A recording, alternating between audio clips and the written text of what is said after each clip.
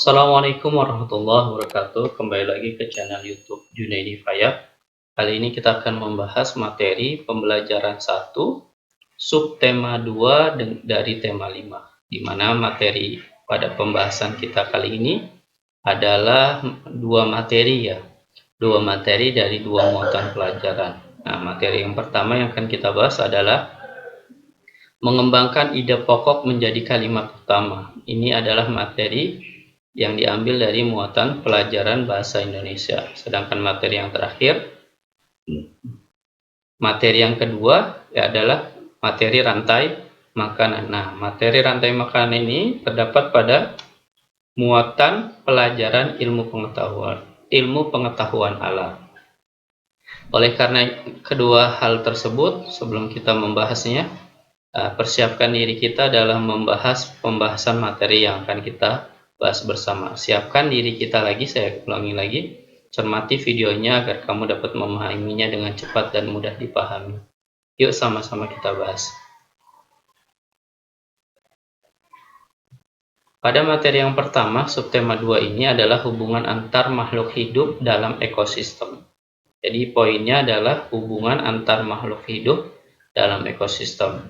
Pembelajaran pertama dengan muatan pelajaran bahasa Indonesia dengan kompetensi dasar 3.7 dan 4.7.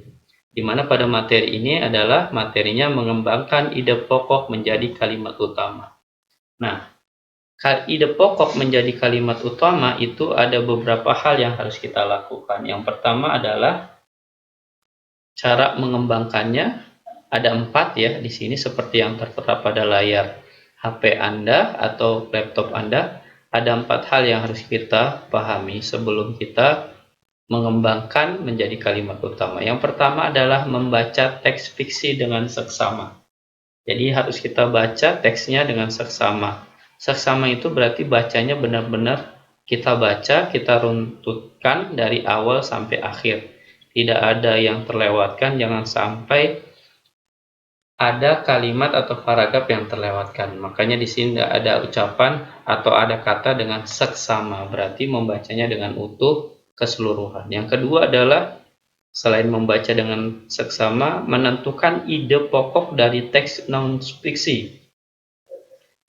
Nah, ide pokok dari teks non-fiksi. Jadi kita harus bisa menentukan ide pokoknya. Ide pokok itu berada dalam satu paragraf, satu ide pokok. Jadi pasti itu dalam satu paragraf, satu ide pokok atau kalimat utama. Karena nama lain dari ide pokok adalah kalimat utama. Jadi dengan cara membaca seksama, kita dapat menentukan ide pokoknya dari setiap teks yang kita baca. Khususnya adalah dalam setiap paragraf. Satu paragraf, satu ide pokok. Jadi kalau ada 4 paragraf, maka ada 4 ide pokok yang akan kita temukan. Kemudian yang ketiga adalah membuat kalimat baru yang berisi ide pokok tersebut menggunakan bahasa sendiri.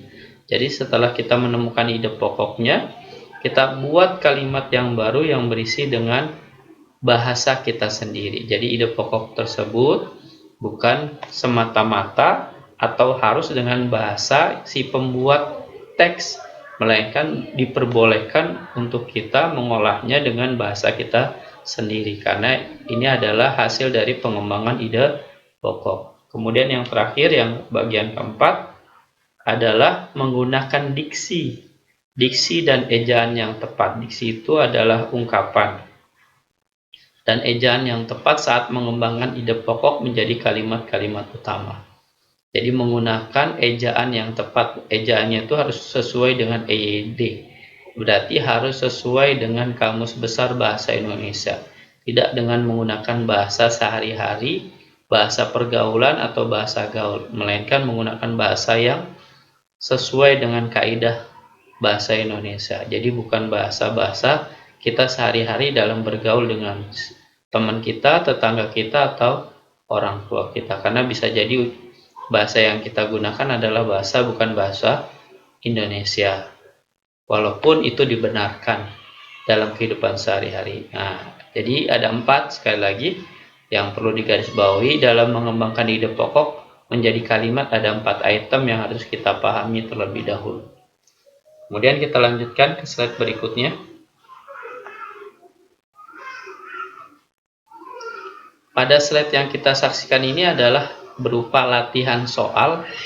Latihan soal ini adalah latihan soal pada pembelajaran video yang sedang kita bahas ini. Jadi kamu nanti setelah menyaksikan video pembahasan ini, kamu diharapkan bisa menjawab 4 soal ini yang harus kamu jawab sesuai dengan kemampuan kamu sendiri tanpa harus meminta bantuan dari orang lain. Ingat ya, tanpa meminta bantuan orang lain. Karena kamu yang belajar, kamu yang akan pintar, bukan orang lain. Jadi 4 hal ini harus kamu usahakan bisa menjawabnya. Dan ini semua ada di dalam video pembelajaran ini. Misalkan apa yang kamu ketahui tentang ide pokok tadi sudah kita bahas. Kemudian cara mengembangkannya pun tadi sudah kita bahas. Jadi ada, kalau mengembangkan clue-nya ada 4 ya. Sedangkan yang ketiga, nomor 3 dan 4 adalah materi yang akan kita bahas dari slide setelah ini. Jadi kamu saksikan benar-benar dari awal hingga akhir dalam proses pembelajaran video ini, agar kamu bisa menjawab 4 soal tersebut. Kita lanjutkan ke materinya.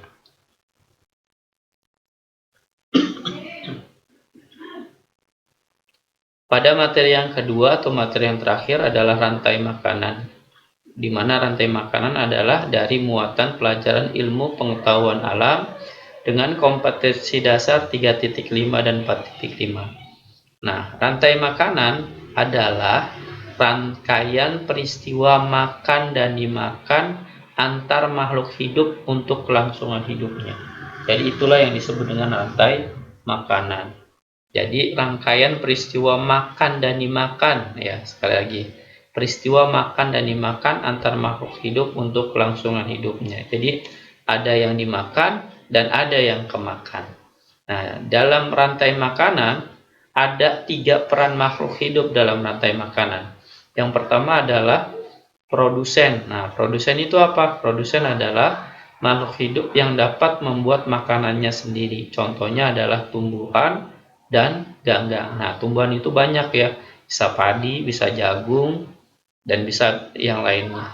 Sedangkan ganggang adalah tumbuhan hijau. Jadi ini adalah 2 makhluk hidup yang posisinya sebagai produsen. Jadi dapat membuat makanannya sendiri tanpa bantuan orang lain. Sedangkan yang kedua dalam proses rantai makanan itu adalah ada yang namanya konsumen. Nah, sedangkan konsumen itu adalah makhluk hidup yang tidak dapat membuat makanannya sendiri. Nah, karena dia tidak dapat membuat makanannya sendiri, maka dia akan memakan yang namanya produsen atau konsumen di bawahnya. Contohnya dalam hal ini adalah hewan. Nah, hewan itu nggak dapat nih membuat makanannya sendiri, maka dia bisa memakan yang namanya produsen. Sedangkan yang terakhir, setelah produsen, konsumen, yang terakhir adalah pengurai. Pengurai itu adalah makhluk hidup yang menguraikan makhluk hidup yang telah mati menjadi unsur-unsur penyusunnya.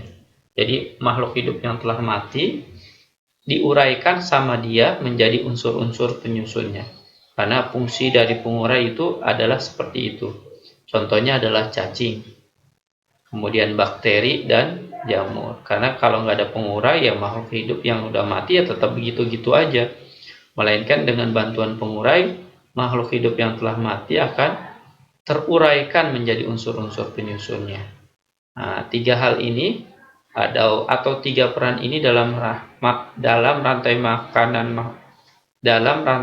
makanan yang harus kita ketahui bersama. Jadi sudah suatu keniscayaan atau suatu kepastian dalam rantai makanan itu pasti ada 3 hal ini: produsen, konsumen, dan pengurai. Jadi jangan sampai salah menentukan yang mana produsen, yang mana konsumen. Nah, walaupun nanti kalau kamu ketemu dalam beberapa soal, kalau produsen cuma 1 nggak bakal bercabang-cabang. Tapi kalau konsumen ini bisa bercabang. Bisa jadi konsumen 1, konsumen 2, konsumen 3, konsumen 4, dan seterusnya. Karena konsumen ini banyak ya, banyak contohnya. Kita lanjutkan.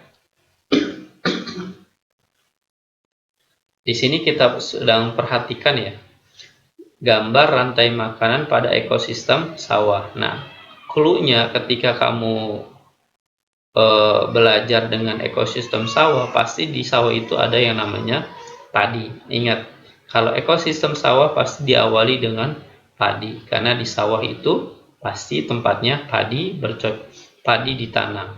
Jadi kalau nanti ekosistem kebun, bukannya padi yang ada, melainkan tanaman. Nah, jadi membedakannya di situ. Nah, di sini padi selaku sebagai produsen karena dia dapat membuat makanannya sendiri. Dari padi dimakan oleh yang namanya ulat. Nah, ulat ini sebagai konsumen satu karena dia memakan produsen. Sedangkan ulat bisa dimakan oleh cacing, bukannya bisa, emang mampu. Yang namanya ayam, ya maaf salah ya, tadi keliru.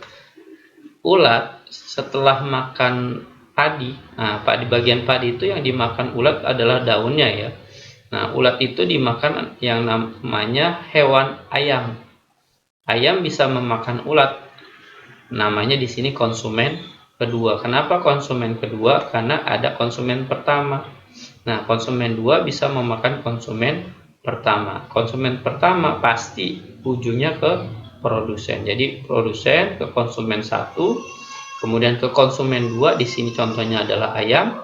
Kemudian ayam, ketika kita lihat sawah, kalau daerahnya masih asri, masih pedesaan, maka di sawah juga bisa kita temui yang namanya burung elang. Nah, hewan yang nama ayam bisa dimakan oleh elang. Nah, elang di sini adalah konsumen tiga karena elang bisa memakan ayam, bisa memakan hewan-hewan kecil yang bisa dirangkulnya. Bisa ayam, bisa kelinci, bisa ular, dan bisa jenis makanan-makanan lainnya yang masih kecil. Jadi itulah kelebihan elang.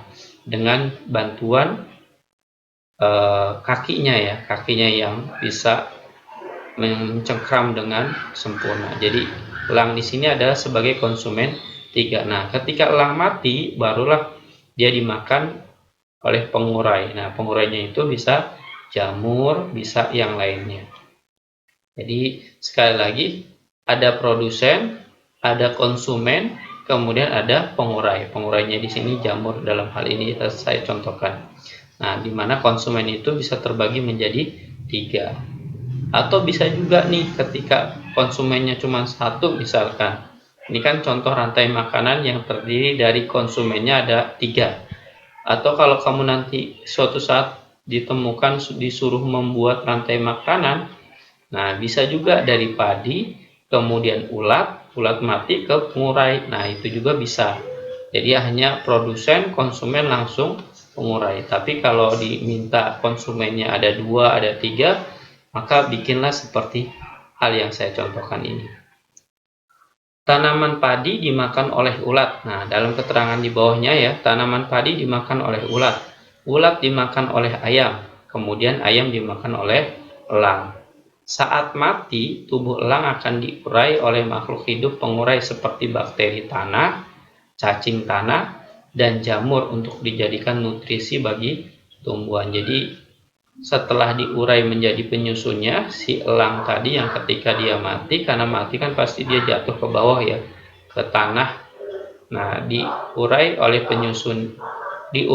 pengurai menjadi unsur-unsur penyusunnya, yang kemudian unsur-unsur penyusunnya pun dijadikan sebagai nutrisi bagi tumbuhan, yang kembali lagi sebagai produsen. Jadi produsen itu memakan makanan unsur-unsur penyusun dari makhluk hidup yang telah mati.